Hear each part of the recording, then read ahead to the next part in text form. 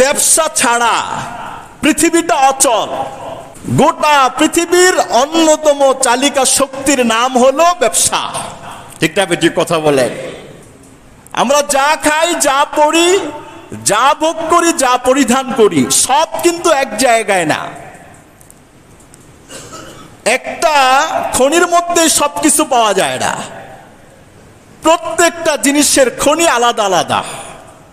স্বর্ণের খনি আলাদা, রূপার খনি আলাদা, লোহার খনি আলাদা, গ্যাসের খনি আলাদা, পাথরের খনি আলাদা, বালুর খনি আলাদা, সিমেন্টের খনি আলাদা, তেলের খনি আলাদা।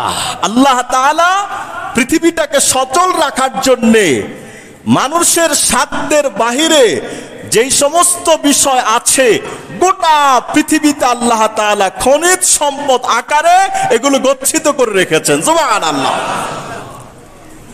কার সাধ্য আছে এগুলো বানানোর? কারো সাধ্য নাই।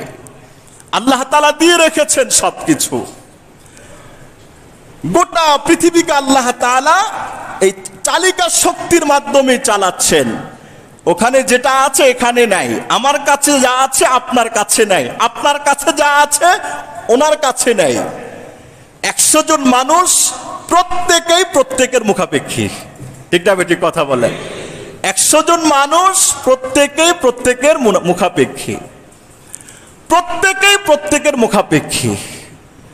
আমার কাছে অনেক জিনিস এমন নাই, আমি নিজেও সেটা আয়ত্তে আনতে পারবো না আপনার মুখাপেক্ষী হওয়া ছাড়া। এজন্য ব্যবসা এটা মুআমালা, পরস্পর আদান প্রদান, লেনদেন। আপনি নিবেন, আমি দিব। লেন, এটা আপনি নিয়ে যান, এটার বিনিময়ে আপনি আমাকে দেন। কারবারি বলা হয়, লেনদেন বলা হয়। আরবিতে এটাকে তিজারত বলা হয়, তাই না? ব্যবসা বাণিজ্য এটা শরীয়তের গুরুত্বপূর্ণ একটি টার্নিং পয়েন্ট। ব্যবসায়ী একটা বহুত বড় নাম। ব্যবসায়ী সে একটা মর্যাদার নাম, একটা সম্মানের নাম, একটা ইজ্জতওয়ালা নাম। কে? আমি ব্যবসায়ী। কিসের ব্যবসা? স্বর্ণের ব্যবসা। এটা যেই রকম ইজ্জত নিয়ে আনে। কিসের ব্যবসা? আলুর ব্যবসা। এটাও সেই রকম ইজ্জত নিয়ে আনে। ঠিক না বেটি কথা বলেন?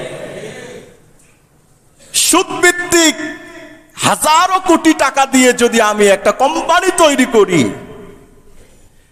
এই কোম্পানির চাইতে বেঙ্গাড়িতে আলু বিক্রি করে নেওয়ালার মর্যাদা আল্লাহর কাছে কোটি গুণে বেশি তার মর্যাদার চাইতে।